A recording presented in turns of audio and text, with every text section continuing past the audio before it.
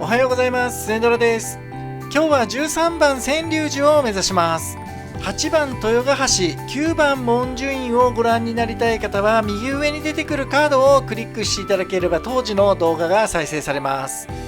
今日は少し遠回りになりますが今治経由で向かおうと思います。中華レストランウーロン茶さんです。前回も驚きましたがウーロン茶が店名って珍しいですよね。今日今治経由で行こうと思った理由がこの先にある赤大師にどうしても寄りたかったからなんですよね。前回ちょっとここでバチが当たって服が破れるっていうことがあったので今回改めて参拝をして許していただければなと思ってます。相変わらず立派なお顔です。当時ここで何にもないとこで転んで最後後ろの石につまずいてひっくり返るというね大失態を犯してしまいました。次は番外霊場の鎌大師に向かいます。前回歩き遍路で通った時は確かにこの道を入ってずっとここ歩いたんですよね。記憶があるんですがこの右側が鎌大師のようなんですけど当時全く気づきませんでした。なんで気づかなかったのかね、自分でも不思議です。番外霊場鎌大師です。前回さっきの側道入った時にこの先の鎌大師に寄りますなんて言っててまんまと横を通り過ぎてしかも寄り忘れたことにしばらく気づかないというね大失態を犯してしまいました。これは遍路小屋第27号鎌大師ですね。なかなか立派な遍路小屋です。別格10番西山法隆寺、11番の生き地蔵も前回参拝したので今回は寄りません。興味のある方は右上のカードをクリックしてぜひ当時の動画をご覧ください。前回も気になったんですけど夜逃げ屋グループのコンテナが見えてきました。後いろいろ調べたらラーメン店じゃないかっていう噂があるみたいなんですけど夜逃げ屋グループっていうラーメン店があるともちょっと考えづらいんですよね。峠店のアイス屋さんです。山茶お遍路さんがここでアイス食べてたのでうちも真似して食べました。安くて美味しくていい休憩場所です。今治の近くまでやってきました。この辺りは参拝するお寺がとても多いので忙しかった思い出があります。時間短縮のために一部高速を使います。別格12番延命寺も前回参拝しているので、興味のある方は右上のカードからぜひご覧ください。四国中央市に入ったあたりからナビが頻繁にリルートがかかるんですよね。どうも途中で、交通規制がかかってたようなんですが、右回りだったり左回りだったりで随分ここで無駄な動きをしちゃいました。結局遠回りにはなっちゃうんですが規制のかかってない方から行こうと思います。右側に何か名所的なものが出てきたのでちょっと寄ってみます。ここは郡上展望台っていうところみたいですね。どんな展望台なのか、降りて見てみます。日本夜景遺産初めて聞きました。とにかく夜景が素晴らしいんですね。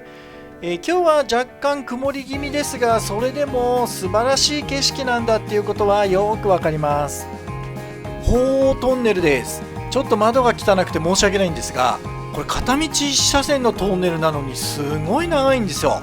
でどうやってすれ違うのかっていうとところどころこういう、へこみがあって対向車が来たらこのへこみで待つみたいなんですよね。こういうタイプのトンネル初めて通りました。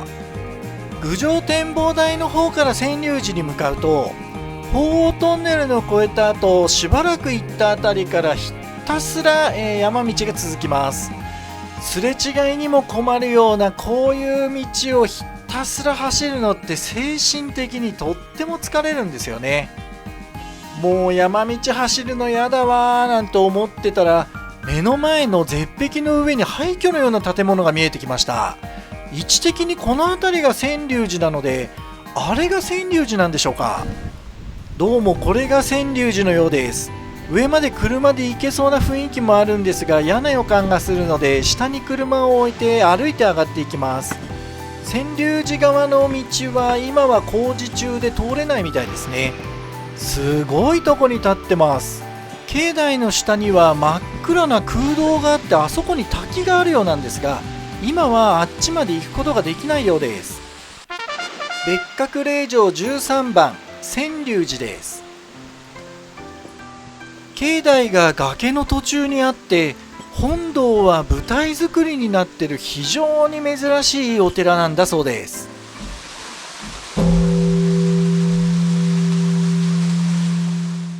早速本堂を参拝します。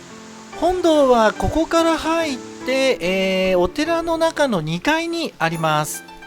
もともとは三角寺の大師堂だったようなんですが、今は、奥の院になってます。そういえば三角寺のところに看板がありましたね。なんて言うんだろう、異世界に迷い込んじゃったような雰囲気です。これは今までで初めての体験ですね。もう言葉が出ません。久しぶりに墨書きを撮影させてもらいました。この方がとてもいい方で、椿堂の方に行く道をとっても丁寧に教えてくれました。もし別格霊場用の農協帳を買わなければ千流寺にはきっと一生来なかったと思うので、いや本当にね、来てよかったです。歩き遍路で来てたら感無量だったんでしょうけど、まあそんなこと言っても仕方ないので、次は15番橋倉寺を目指します。14番の椿堂も前回参拝しているので、ご覧になりたい方は右上のカードからぜひご視聴ください。椿堂の看板が出てきましたが、ちょっと見覚えがないですね。歩き遍路道はこの裏の山の方から降りてくるルートだったような気がします。で、椿堂を参拝してしばらく行ったここから出てきて、この192号線に合流したんだと思います。この日は雨が降ったり止んだりでね、大変でした。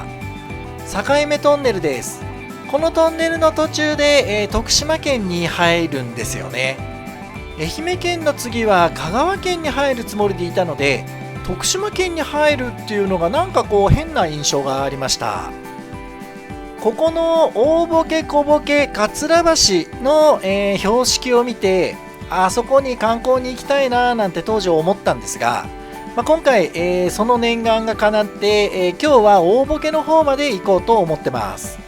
ついでなので道を少しそれて、民宿岡田さんの前を通っていこうと思います。あ、岡田さん見えてきましたね。いやー懐かしいです。次回も歩き遍路するんだったら、またここのお父さんに絶対に会いに来たいなと、そう思わせてくれるお宿でした。橋倉山のロープウェイ乗り場が見えてきました。ここで車を置いてロープウェイで、橋倉寺に向かいます。一連のお遍路旅絡みで、初めて乗るロープウェイです。15分おきに出てるのでほとんど待たずに乗ることができるんですが、なんと中に、従業員は乗らないみたいで、私たちだけ乗って上に上がります。綺麗な景色です。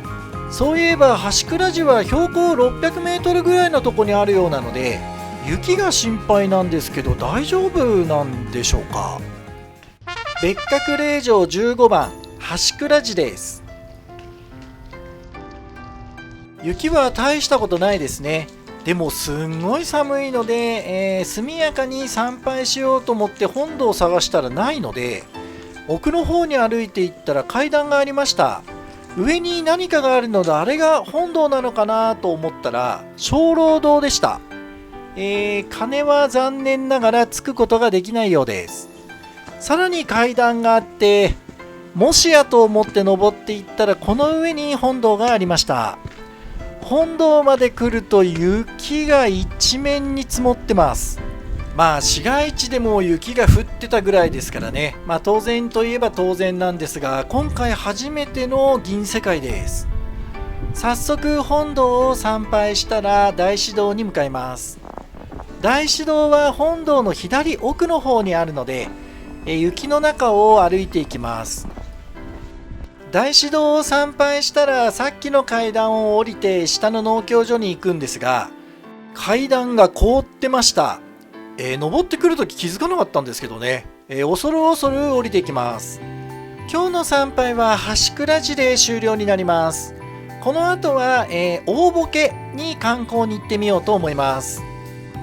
本当は今日かずら橋の観光もしたかったんですが、今治の方をぐるっと回ってきちゃったので時間が間に合えそうにもないんですよね。なのでせめて大ボの船下りだけ楽しんで、かずら橋はまた明日の朝行こうと思います。今日のお宿なんですが、本当はケーブルカーに乗って露天風呂まで降りるホテルかずら橋かホテル祖谷温泉に泊まろうと思ったんですけど、予約が取れなくて、今回はサンリバー大ボさんに宿泊します。サンリバー大ボさんから10分ぐらいさらに上流の方に登ると、大ボの、船下りに到着です。駐車場には車があまり止まってないので空いてそうですね。船のタイミングさえ合えばすぐに乗れそうです。ここはテレビとかでよく見るとても有名な観光地ですけど、私初めてなんでね、とても楽しみです。ちょうど今1艘出ましたね。まだ残り2艘あるんで、そっちに乗れるのかな。大人1人1200円、乗船時間は約30分ぐらいみたいですね。次は15時半の船だそうです。下までどんどん降りていきます。株式会社大ボ妖怪村、これ気になりますね。行ってみたいけど今回はパスです。自動膨張式の、ライフジャケット、そんなのがあるんですね。最新型です。下まで降りてきました。15時半の船が最終だったみたいで、実は結構ギリギリだったんですね。間に合ってよかったです。これ間に合わなかったらショックでした。さっき上から見てる時に出港していった船が戻ってきました。どうもあれに乗るみたいです。今回結局、客は私たちだけだったので、貸し切りで出港ですね。約2億年の時を経て四国山地を横切る吉野川の激流によって作られたんだそうです。すごいですね。私こういう船下りというか川下りってほとんど乗ったことがないので、とっても楽しいです。時間もちょうど30分ぐらいがいいですね。1時間とかだったら長すぎてね、飽きちゃうと思います。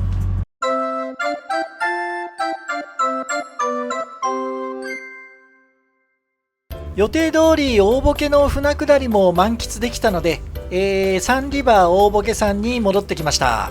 今回は1泊2食付きでポイントバックを考慮すると、1人9000円で宿泊することができました。思ったよりも立派なお宿ですね。もうちょっとねボロいのかなと思ってたんですけど、すごく綺麗です。女性用のおしゃれな浴衣も用意されてます。船下りの撮影で芸能人がよく泊まるのか、サイン色紙がたくさん飾ってあります。出川さんのなんかは2枚ありますね。何回も泊まってるみたいです。温泉は撮影できなかったんですが素晴らしくて、化粧水いらずの強アルカリ泉、若返りの湯として地元でも評判なんだそうです。それでは早速お部屋に入ってみます。多分一番安いお部屋なんだと思うんですが、今回は8畳の和室です。至って普通の和室ですね。ただ、とても綺麗で清潔感があります。金庫に冷蔵庫、電気ケトルも備え付けられてます。洗面台がこっち側にあるのが昔のタイプの旅館っていう感じですね。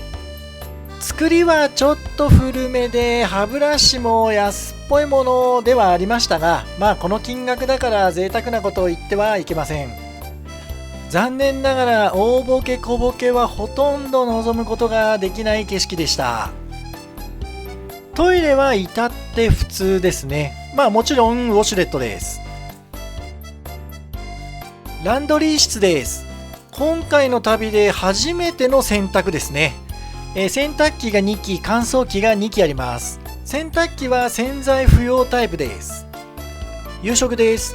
食事会場はソーシャルディスタンスに配慮しているのか、テーブルの間隔が広めになってます。この後お客さんが大勢来てほぼ埋まってました。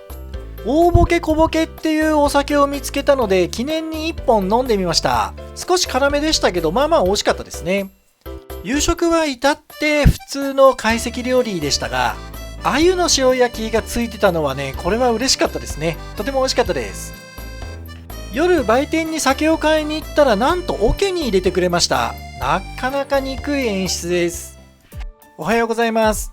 今日はかずら橋の観光をした後、お寺をたくさん参拝しないといけないので、朝一で食事をして、なるはやで出発しようと思います。朝食は、夕食よりもむしろ品数が多くてとても豪勢でした。今回も最後までご覧いただいてありがとうございました。次回はかずら橋を観光した後、16番萩原寺から19番高西寺まで参拝します。チャンネル登録、高評価、コメントぜひお願いします。それではまた。